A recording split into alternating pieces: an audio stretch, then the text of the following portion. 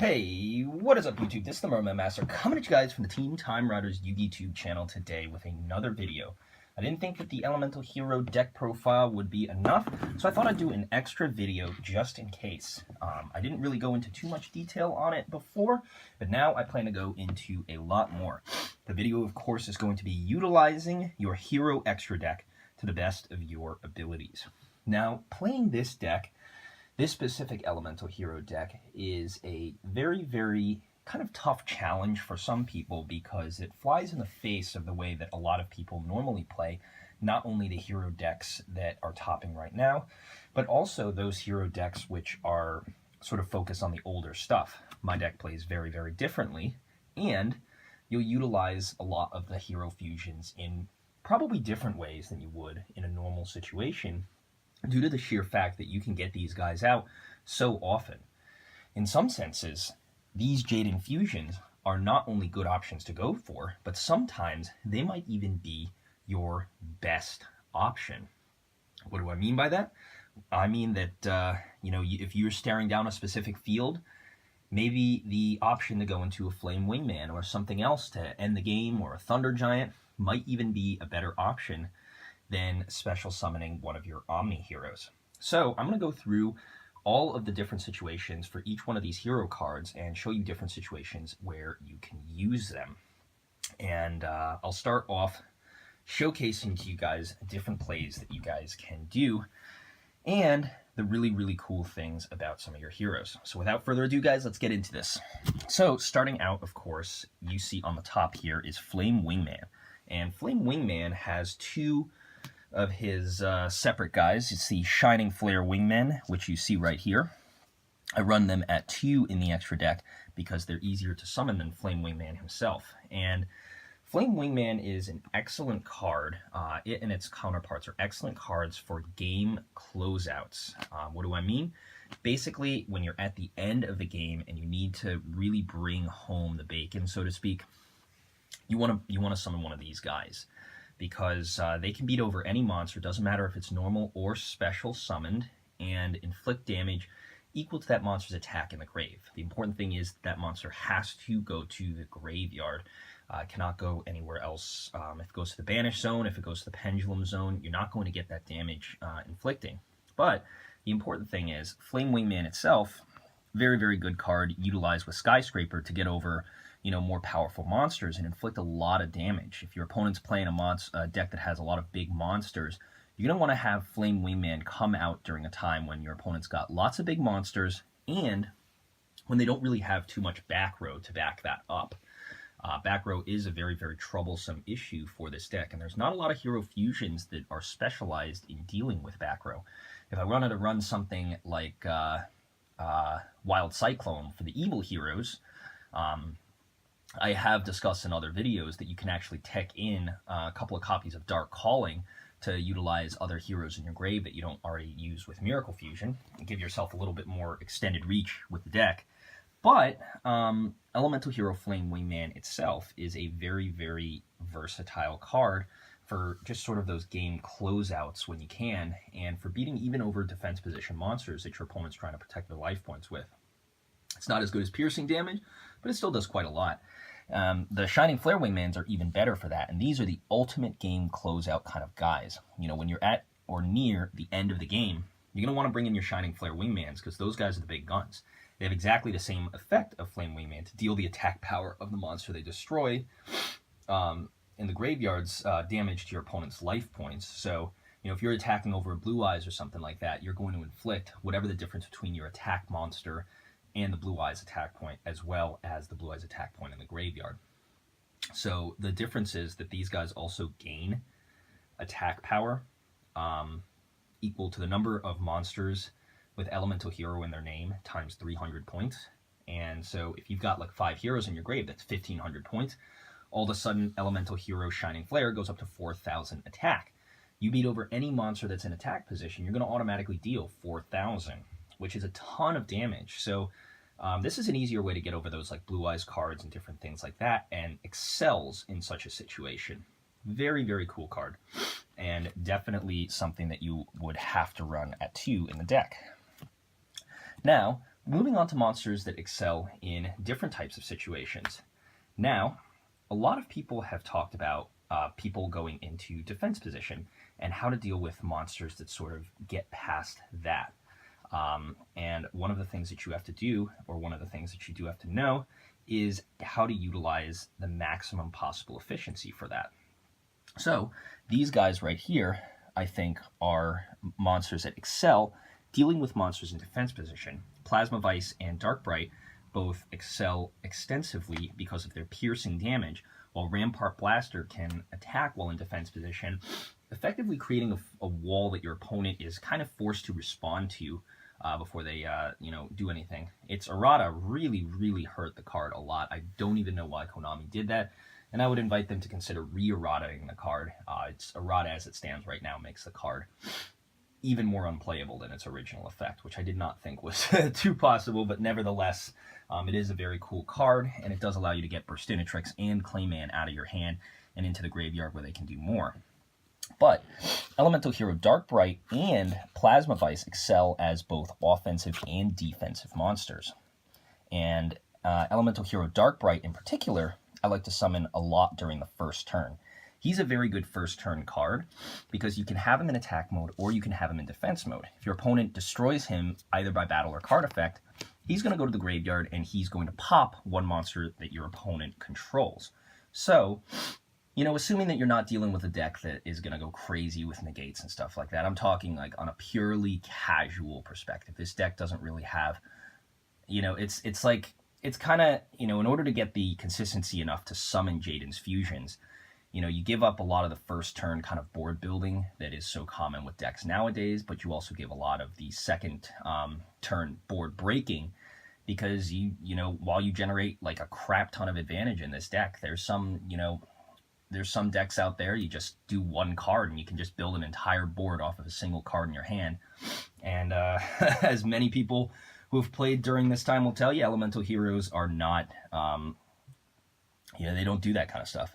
But both of these guys are really good. So Dark Bright is good for first turn because, you got that destruction, but you can also bring them onto the field.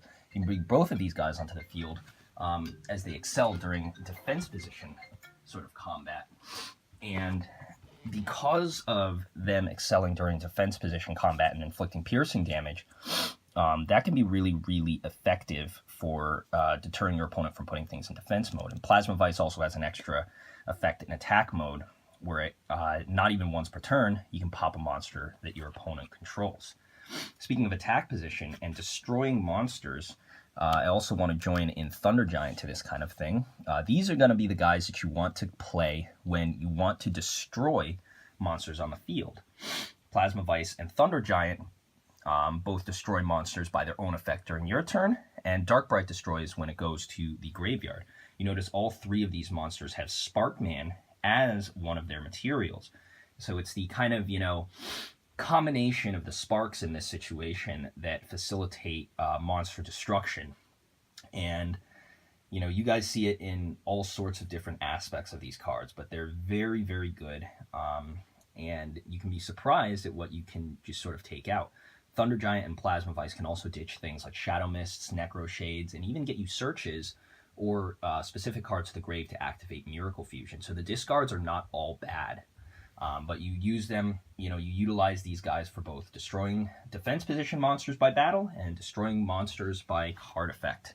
So all very good stuff, and that's why, I have multiple Sparkmans and Blade Edges and Claymans in the deck is because, and Necro Shades as well. Each one of the materials for each one of these monsters is at 2 in the deck. Sparkman, Clayman, Necro Shade, and Blade Edge are all at 2 in the deck because I understand and have acknowledged the importance that these cards play, really, in moving forward a lot of your strategy.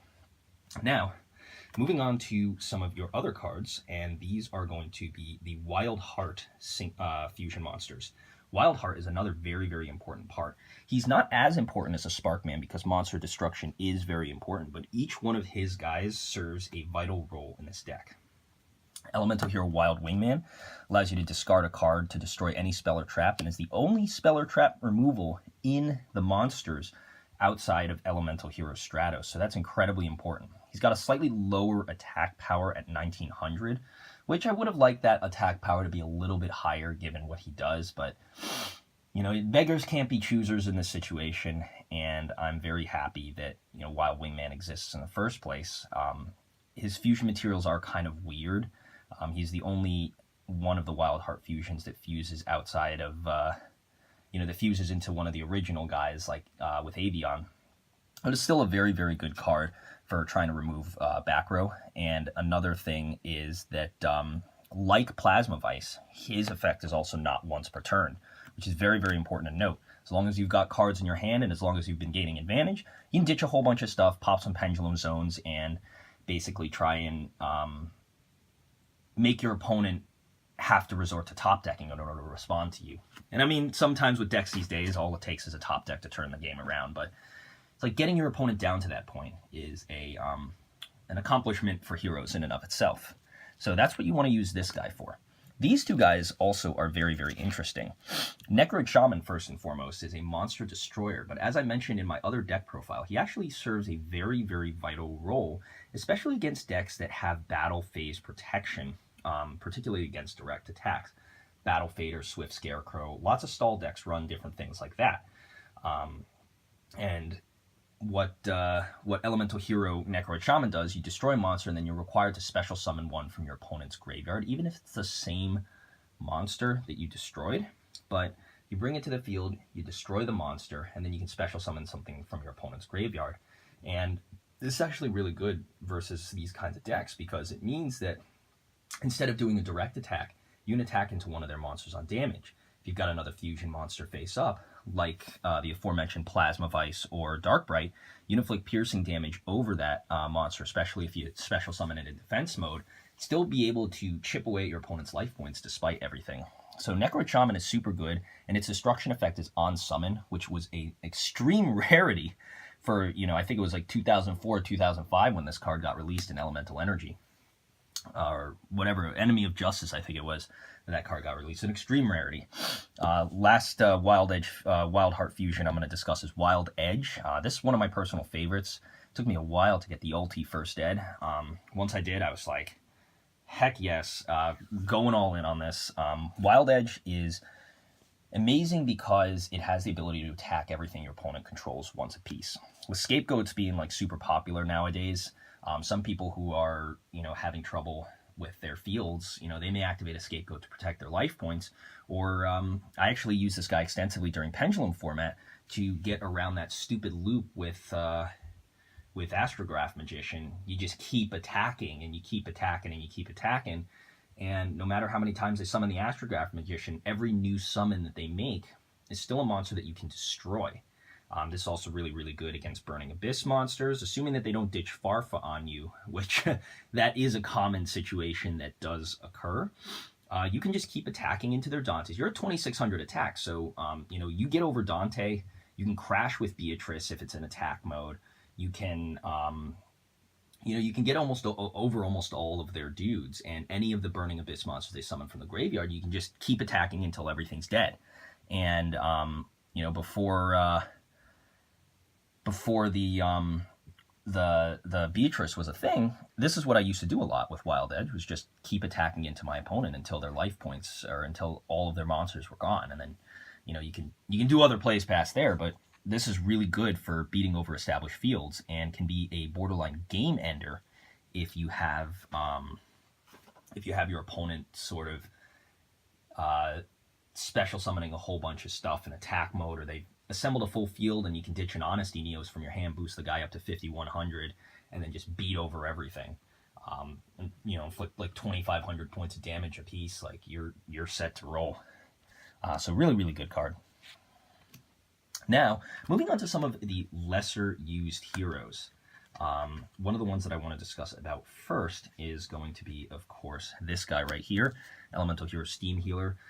Kind of the same.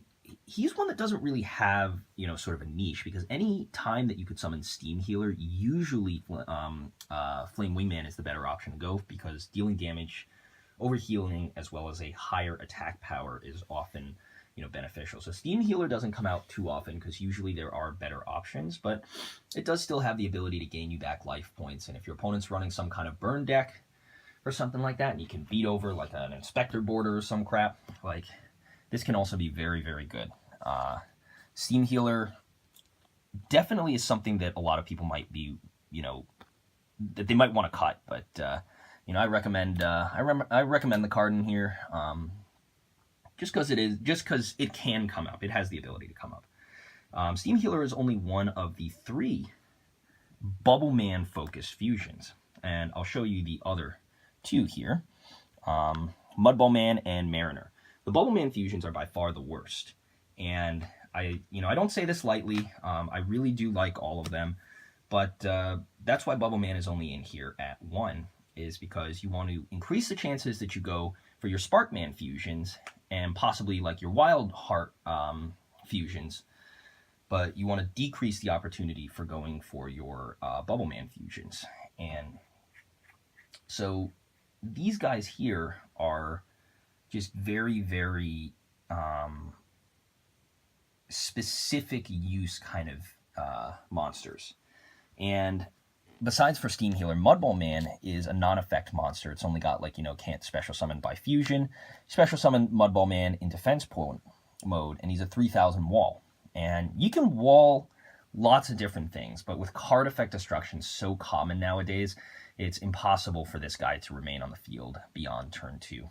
Still, I've had some stupid, crazy duels where I have been able to wall my opponent with Mudball Man, but the times that happens are very few and far between, and you'll find him, going to the grave a lot more often than he's protecting your life points. But he's still a good card to have in here and can do a lot if given the right scenarios.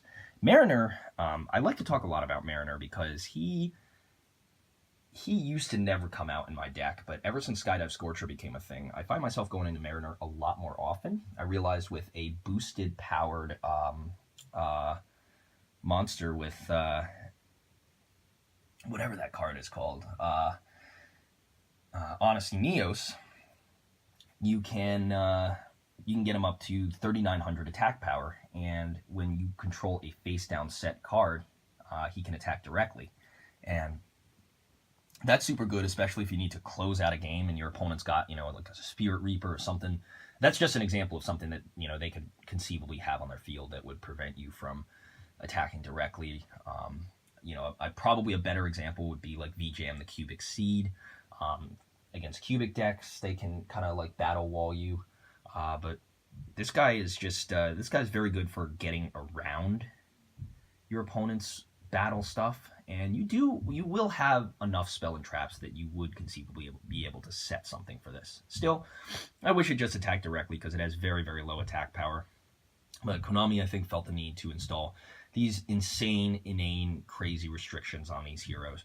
But, it's okay because I still try to use them as best as I can, despite all of the nasty restrictions that Konami has placed on these poor guys.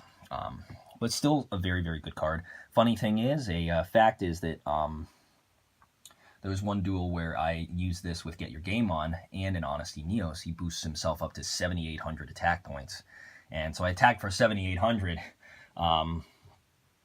and almost got him down a game.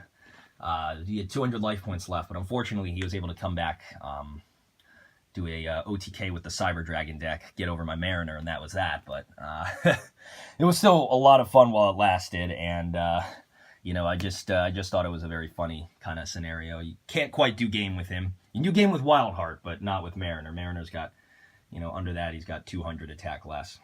Final 2 guys, I sort of want to discuss here are the Tempest type fusions. That's Tempest and UFO-Roid Fighter. Tempest, of course, is very good for making your monsters immune to destruction by battle, but it does require a ton of stuff. So you'd rather go for under Miracle Fusion than you would under something else. He's part of like a really stupid combo that I found out that I can make with like 6 cards in my hand in like a turn. And I pulled the combo off only once. It's a really terrible combo that gets out Tempest, Rampart Blaster, and Electrum. I might go into it at some point. It's very, very bad, requires such specific amounts of cards. But it was very cool to do at the time, and I didn't even realize that that it had happened. But you make them indestructible by battle, and that's very good. Also a great way to ditch your Avian, Sparkmans, and Bubblemans to your graveyard, so you can use them. Avian, Sparkman, and Bubbleman are each very, very useful materials for a variety of different fusions in your extra deck, and that makes your Miracle Fusion so live by having a way to get all 3 of those guys to the graveyard. So you can pretty much go for anything in the rest of the extra deck, as long as you have even one of the other materials that you could use with them. You know, you can have Clayman, Necroshade, you know, anything like that. Pretty much Avian, Sparkman, and Bubbleman, that combination of 3 heroes allows you to reach pretty much every single hero in this extra deck. And that's like insane. Very, very insane. So very cool card. UFO Roid Fighter is in here for shits and giggles. I used to run UFO Roid in my deck, believe it or not, and I had to take it out because I only ran 1 copy, yet I would draw that copy an insane amount of times. And I could go for UFO Roid Fighter a lot, but I just kept drawing it. The funny thing is that since I run King of the Swamp in this deck, I can still go for UFO Roid Fighter. I can just count King of the Swamp as UFO Roid, go with that for any other warrior off a polymerization play, and you're pretty much set to go from there. You just activate King of the Swamp, search your polymerization. You can fuse polymerization with King of the Swamp and with any warrior like a Blade Edge or something like that, and he gains the combined attack of them. So if you don't have your other, get your game on or Honesty Neos or something, UFO Roid Fighter can actually be a very effective way to deal with a large opposing threat. So if your opponent's got a field, they got a Blue Eyes, or they got, some big monster on the field that you need to somewhat deal with, you're going to want to have UFO Roid Fighter fighting on your side. The last monster I, of course, want to discuss, guys, is Elemental Heroes Electrum and Core. Electrum comes out quite a lot in my deck, and as I mentioned in my deck profile, he doesn't really do too much, and he's sort of just kind of like to flex your muscles, so to speak. You want to flex your muscles, you're going to be like, look at what I did because I could against your opponent, Look at what I did simply because I had a way to do it. I don't care about winning or losing this game, like, just summoning Electrum. And a lot of people look at that and it's like, wow, that's insane. You can summon Electrum so often in this deck. Most people, they only dream of being able to summon this card, but for me and for this deck, it's just a complete reality. And he's a level 10 dude. Has a decent effect to gain attack power, but his main effect is like shuffling back all your opponent's banished crap. She's good against like Metaphys, and like very, very good against Time Lords, and also those pesky Gren Maju decks, which you never expect to see those kinds of things coming, but never be surprised. But shuffle all your opponent's crap back into their deck, and they're not going to like you too much. But Electrum, outside of its very, very specific uses, is kind of in here as a meme card that's very fun to summon. It's like you flex your muscles on your opponent, and that's pretty much it. Very good card. Elemental Hero Core, of course, very cool. Kind of what heroes were missing. A generic 3 hero fusion monster that you can bring out at literally any time, because destruction by battle or card effect, like, he basically will protect your life points with his effect to gain double his attack power when he's being attacked. He has a nice destruction effect at the end of the battle phase when he's still around. And, if you just leave him on the field first turn, you can special summon an E-Hero Fusion monster without, he can basically special summon it, ignoring its summoning conditions if he gets destroyed by battle or card effect, including his own, by the way. So, a very good late game card, great to summon off of Miracle Fusion. If you have, like, Stratoses and Shadow Mists and Blazemans and stuff in your grave that have already been used up and that don't really have any more utility, Elemental Hero Core allows you to extend their utility like crazy and utilize them for these crazy cool plays. So that's it for, like, all of the crazy stuff. And then, of course, here, you don't need any introduction to these guys, as I've mentioned. All of your 6 Omni Heroes, and you know, every single one of these guys. I don't summon them too often, but when I do, they're always very useful. And I kind of order them here in terms of the level of usefulness that I've kind of found them. You know, each one has its own usefulness. And with Super Poly Black, you know, I have to keep them in here and, you know, always have access to them whenever I need them. But, you know, you look at things like Great Tornado, permanent halving of attack power, absolute 0, wipes the whole board if he's removed by any means whatsoever. The Shining, gaining attack power for banished monsters, and then also having the ability to add back 2 to your hand if he's sent to the grave.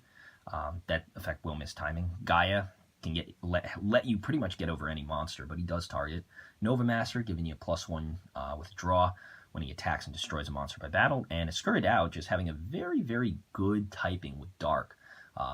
There have been a number of times I actually summoned him by utilizing Polymerization with Necroshade and Shadow Mist in my hand, simultaneously getting a Scurried Out on board and unbricking my hand. So his usefulness, even though his effect is just gaining 100 attack, it cannot be overstated, I feel. Cannot be overstated how useful a Scurried Out can be. So that is that. And then, of course, if you want to summon them, you got these guys. They're your other heroes. They're your sort of Aster heroes if you want. Vision Hero Trinity, Vision Hero Adoration, and Starving Venom Fusion Dragon. Adoration and Trinity are both 2 and 3 hero monsters, but they can't be summoned by Miracle Fusion, which makes them slightly less useful, but they both have useful effects. Trinity is like a game ender versus a big board, and it's kind of like Wild Edge on crack. If your opponent's got 3 different attack position monsters, you summon him, boost him up by to 5,000, and then if you ditch Honesty Neos, he becomes a 7,500 attack monster, and he can attack over everything for game. Vision Hero Adoration, of course, targets a hero monster and makes your opponent lose attack equal to that. So it's slightly harder to pull off, but the summoning requirements are easy. For the price of 2 heroes, getting a 28 body on board should not be anything that anyone is complaining about. So, you know, finally, Starving Venom Fusion Dragon is literally only in here because I don't have a Mud Dragon, because I, you know, missed the release of Mud Dragon. Woe is me. But it's literally only in here because you can just, if you're playing against a lot of dark decks, you can just take 2 of their dark monsters and go into this dude. Very, very cool. Yeah, not really anything more to say than that. But, guys, that is going to about wrap it up for the Hero Extra Deck overview. I really hope you liked the video, and I hope you learned, more importantly, about lots of different plays that your Hero Extra Deck can go into. I know that these videos often get super, super long. I'd love to hear tips about how to shorten the length of these videos, but, you know, if at least one person gets something out of this, you know, I'll consider my job done. With that being said, guys, thanks so much for watching, and if you did, please remember to rate, comment, and subscribe on the Team Time Riders YouTube channel. This has been the Mermail Master, and I'll catch you guys next time. Peace.